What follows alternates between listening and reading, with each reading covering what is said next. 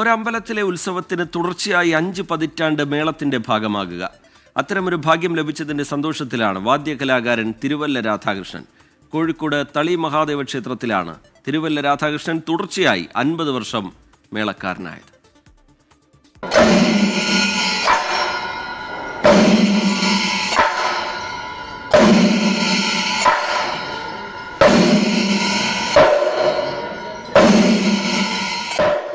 പതിനാറാം വയസ്സിൽ ഗുരുവായൂർ ക്ഷേത്രവാദ്യകലാ വിദ്യാലയത്തിൽ നിന്നാണ് തിരുവല്ല രാധാകൃഷ്ണൻ ക്ഷേത്രമേളങ്ങൾ പഠിച്ചത്.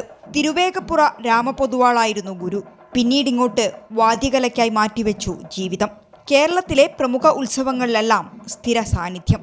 തളി മഹാക്ഷേത്ര ഉത്സവത്തിലെ മേളത്തിന്റെ ഭാഗമാകാൻ തുടങ്ങിയിട്ട് തുടർച്ചയായ 50 വർഷം.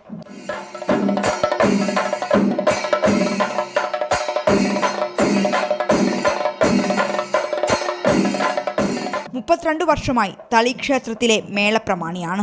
34 വർഷം തൃശ്ശൂർ പൂരത്തിന്റെ ഭാഗമായി. 50 വർഷം ഇവിടെ തികയുന്നു. അടുത്ത വർഷം ഗുരുവായൂർ ക്ഷേത്രത്തിൽ 50 വർഷമാകും.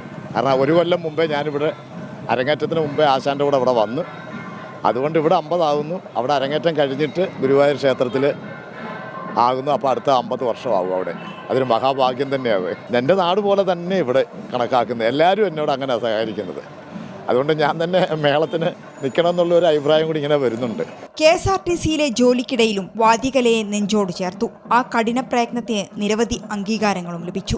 സംഗീത നാടക അക്കാദമിയുടെ കലാപ്രതിഭാ പുരസ്കാരം, തളി മഹാക്ഷേത്രം സാമൂതിരി രാജവക സുവർണമുദ്ര, കേരള കലാമണ്ഡലം ഗുരുസ്മരണ അവാർഡ്, കേരള ക്ഷേത്ര വാദ്യകലാ അക്കാദമി അവാർഡ് എന്നിവ അംഗീകാരങ്ങളിൽ ചിലതു മാത്രം.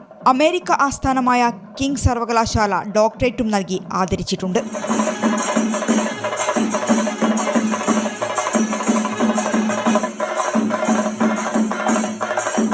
24 കോഴിക്കോട്.